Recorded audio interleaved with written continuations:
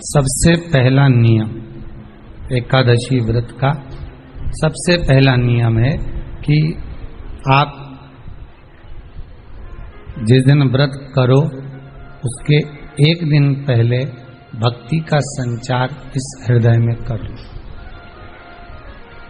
भक्ति का संचार इस हृदय में कर लीजिए। जिस दिन आप व्रत करो, जैसे एकादशी का व्रत कर रहे हो तो दशमी के दिन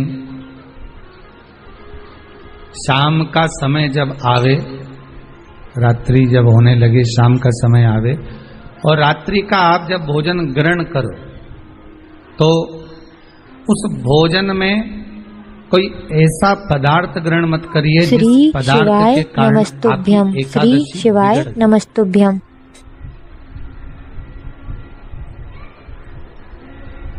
कोई बेकार भोजन हमें ग्रहण नहीं करना, श्रेष्ठ भोजन ग्रहण करिए दशमी। और एकादशी का दूसरा नियम बहुत ध्यान से सुनिएगा।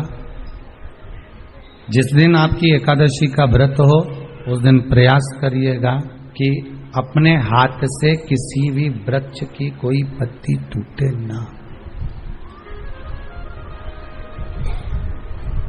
अपने हाथ से किसी भी वृक्ष की, पौधे की, किसी भी वृक्ष की पत्ती अपने हाथ से ना टूटे।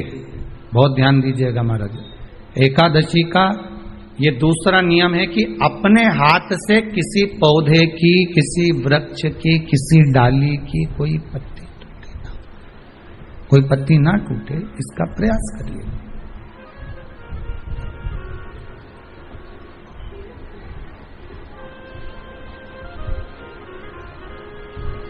कितना सुंदर व्याख्यान कहा है, कितना सुंदर वर्णन है महाराज कि मात्र एकादशी का व्रत कर लेने पर, मात्र एकादशी का व्रत कर लेने पर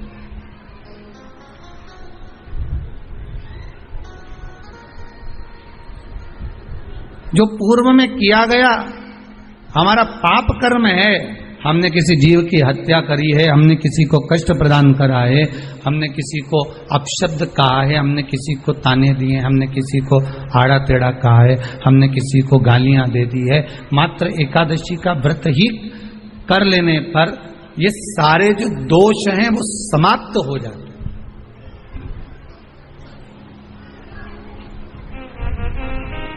सारे दोष हमारे समाप्ति पर आ जाते हैं।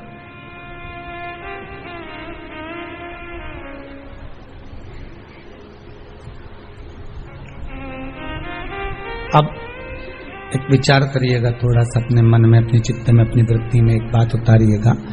एक अपने मन में एक बात को उतार कर रखिएगा कि आप अपने पाप को, अपने पाप कर्म को जिस दिन क्षीण करने वाले हो, समाप्त करने वाले हो, अपने पाप को आप जिस दिन समाप्ति पर लेकर जा रहे हो तो उसके एक दिन पहले आपको प्रसन्नता होना चाहिए कि नहीं होना चाहिए कि कल मेरा पाप कटने वाला है, कल मेरा पाप समाप्त होने वाला है। जो मैंने पाप कर्म करा है वो समाप्त होगा, जो मैंने पाप कर्म करा है वो कल समाप्त हो जाएगा। तो एक दिन पहले आपके चेहरे पर प्रसन्नता हो कि ना हो?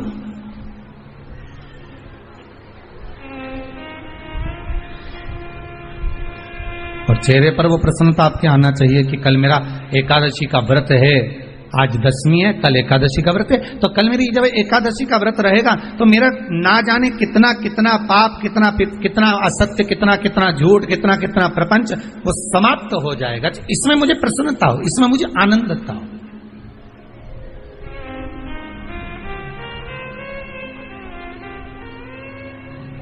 तो क्या कहा गया कि प्रयास करिएगा कि एकादशी के दिन कोई वृक्ष की, कोई डाली की, कोई कोपल की कोई पत्ती ना तोड़ी जाए।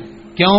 तो कहा अगर उस पत्ती को हम तोड़ देते हैं, वृक्ष की पत्ती को या क्यारे में लगी हुई कोई डाली की पत्ती को हम तोड़ देते हैं तो एकादशी का पुण्य फल प्राप्त नहीं होता।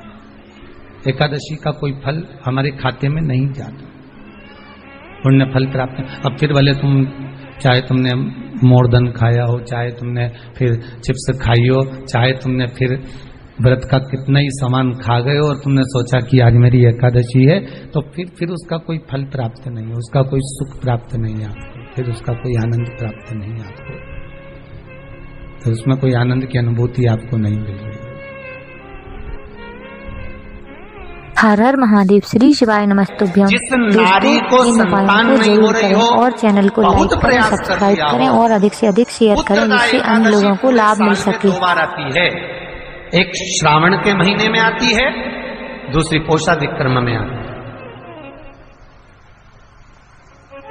श्रावण के महीने की जो पुत्रदा एकादशी होती है, ये संतान की वृद्धि करने वाली होती है।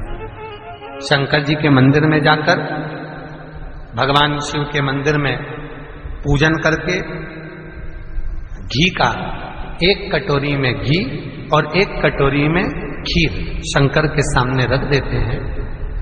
भगवान शंकर के मंदिर पर चौखट पर घी का दिया लगा देते हैं। शंकर जी की चढ़ी हुई 1 बेलपत्र साथ में रखें और 1 बेलपत्र को उठाकर शंकर जी के मंदिर की चौखट पे ही बैठकर चबा चबा कर खा लेते हैं।